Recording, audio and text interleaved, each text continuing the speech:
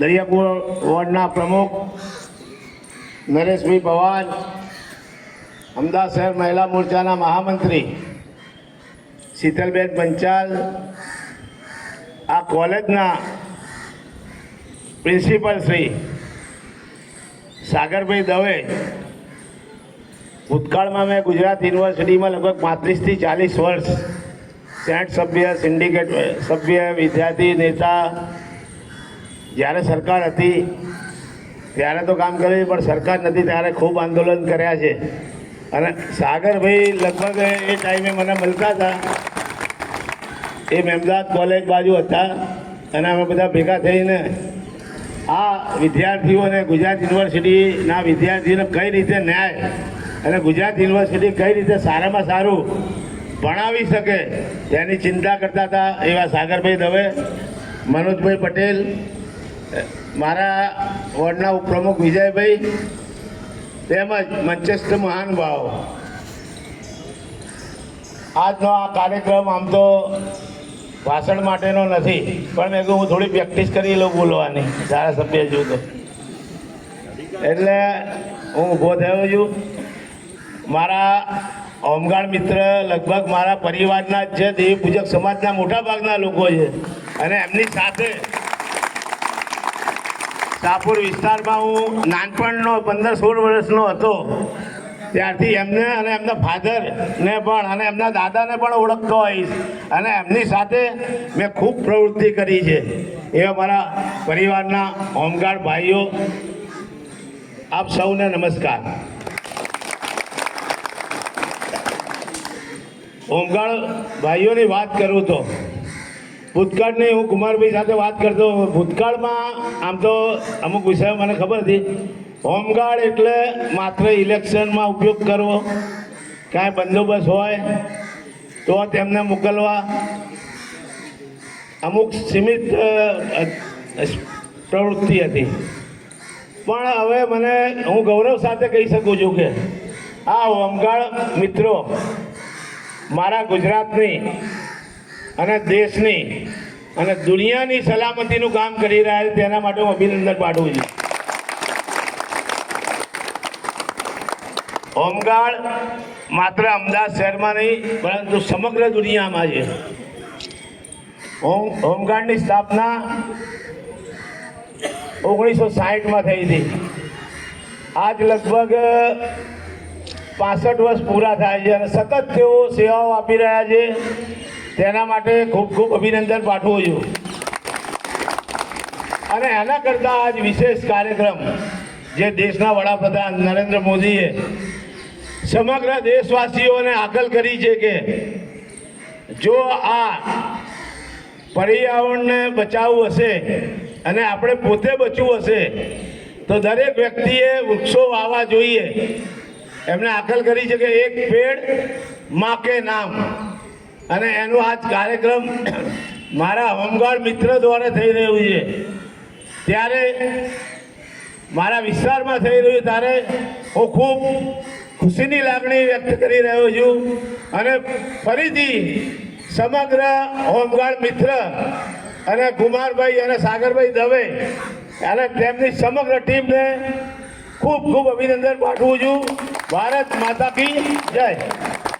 કે નામ અંતર્ગત ડિવિઝન 5 અમદાવાદ પશ્ચિમ જિલ્લા ખાતે આજના કાર્યક્રમમાં માનનીય કૌશિકભાઈ ધારાસભ્ય આપણી વચ્ચે હાજર છે. કૌશિકભાઈએ કીધું એમ અમે વર્ષોથી એમની સાથે કામ કરેલું છે, અને અમે તો છે ને એમને 108ના નામથી ઉદ્ભવીએ છીએ. કેમ? કારણ કે કંઈ પણ હોય તો દોડીને કૌશિકભાઈ પાસે પહોંચો તો તમારું કામ 110% થઈ જાય.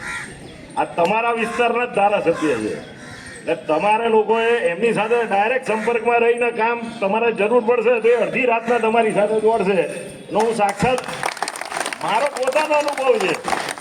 મારી સાથે સવારના 11થી રાતના 9 વાગ્યા સુધી એક સાહિત્ય વ્યક્તિ માટે અમે બંને જણાએ સાહેબ અમે બેઠા હતા અને કામ પતી ગયા કીધું. એવા 108 છે કૌશિકભાઈ, બરાબર. આપણે કાયમ એમને સહયોગ આપતા રહેવાનો છે. તમને કંઈ તકલીફ હોય તો બેશક એમની પાસે જઈ શકો છો. ઘરના પરિવારના સજ્જન વડીલ મિત્ર છે આપણા, બરાબર.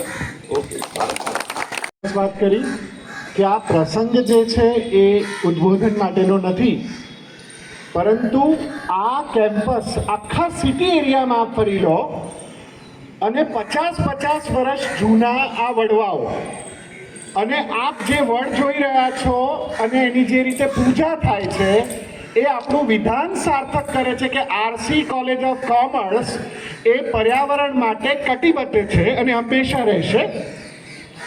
આ જે ગ્રાઉન્ડની અંદર પરેડ થઈ રહી છે એ જ ગ્રાઉન્ડની અંદર લગભગ 150થી વધારે વિદ્યાર્થીઓ રોજ સવારે જુદી જુદી રમતો માટે પ્રેક્ટિસ માટે ઉપયોગ કરી રહ્યા છે. અને સરે બહુ સાચી વાત કીધી કે ગુજરાત યુનિવર્સિટીના એ અઘરા કાર્યકાળ દરમિયાન